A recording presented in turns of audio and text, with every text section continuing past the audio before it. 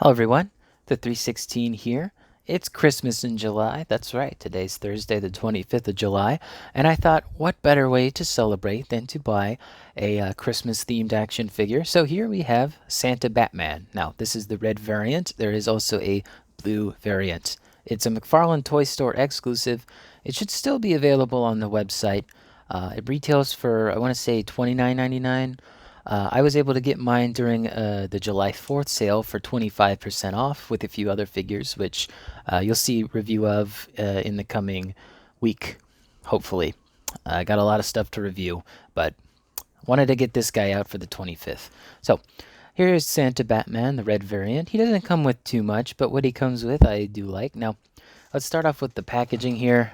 Packaging is just a big plastic clamshell. Unfortunately, it's not easy to open. You're gonna have to cut it open, and that's see how sharp the plastic is. That's just dangerous. You're gonna get cut there. But yeah, gold label as you can see there. Put that to the side. Oop, forgot one of the plastic twist ties there. All right, and here's Santa Batman with all of his accessories. So first things first, he comes with a bag of presents, and this is textured very nicely. I like how there is some, presents coming out of the bag as well. These are painted nicely. I do wish they weren't all the same color, but oh well, it's Santa Batman, and it matches the cover art there. So I mean, that's really all you need. Of course, he comes with a display stand, just a standard, stand, the black circle.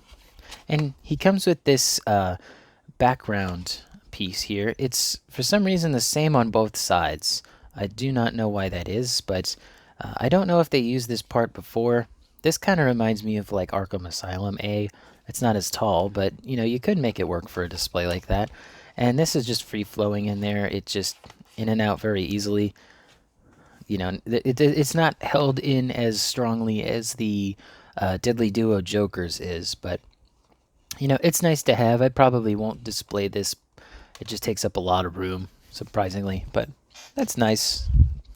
And that's all the accessories. So let's go ahead and take a look at Santa Batman here. Uh, you know, I think he looks alright. He's probably not going to go in my standard DC Multiverse collection. I'll probably put him with my Christmas stuff, but he fits well enough. This is mostly a reuse of the Endless Winter Batman. The only new thing here, I believe, is the head. And maybe the gloves? I'm not entirely sure. I don't have the Endless Winter Batman on hand to tell you.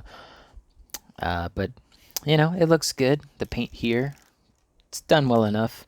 It has all of that detail and texture from that Endless Winter body mold. You're not going to get a lot of articulation. I'm not really a big fan of how the arms are like permanently in an A pose. Maybe I can find like a Santa sleigh somewhere, like a scale model, and have him, driving it. I could also put him in my Keaton Batmobile, which is another review I will hopefully be doing soon. Again, just got a lot of stuff to look at. Uh, I mean, let's take a look at that head sculpt. It's actually painted not too bad. I think it's a couple different pieces. I believe that the head, the mask part is one piece, and then the beard and the hat are two separate pieces that have been attached on to this headpiece. But it's really hard to tell. This earpiece is a separate, so I'm leaning towards it being a separate piece. It looks good. I don't mind this. I will say, if you looked at the cover art, his ears actually pop out, a little bit more from the front rather than from the side and the back there. So, obviously artistic liberties and whatnot, but kind of wish that it looked a little more like that cover photo. I'm gonna do some brief articulation here. So he does have an upper and a lower ball joint, but because the coat gets in the way, he can't really bend all that much. Backwards is actually not too bad. Santa Batman gets hit by someone, like, I don't know, the Grinch Joker. Okay, he's in a weird pose now because I decided to crunch his foot. That should be good. He does have like some like knee pads here, some knee braces. Maybe he broke something. Shins took a lot of damage. I don't know.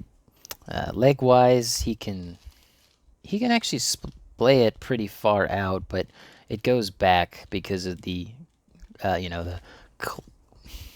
the coat. You could actually remove the belt piece, or rather loosen it up, and then you might be able to get a little more articulation out of it. Maybe even cutting it here, you could then, splay that out a bit more. But, I think most people are just going to have this guy on a display for Christmas and not much else. Arms wise, he can get them out pretty far. These shoulder pads do not get in the way. Actually, he kind of looks better like this. He can touch his own shoulder if he wants to. You got the swivel up there.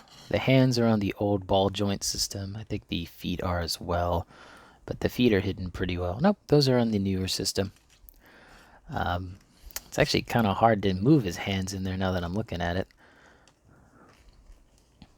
Yeah. Let's see. Can he kick back? He can kick back because there's the cut in the coat. So, if you're having him running in the snow. Visually, I do like this Batman, but let's go ahead and go on to the size comparisons here. Batman stands at just over 7¼ inches tall, close to 7½.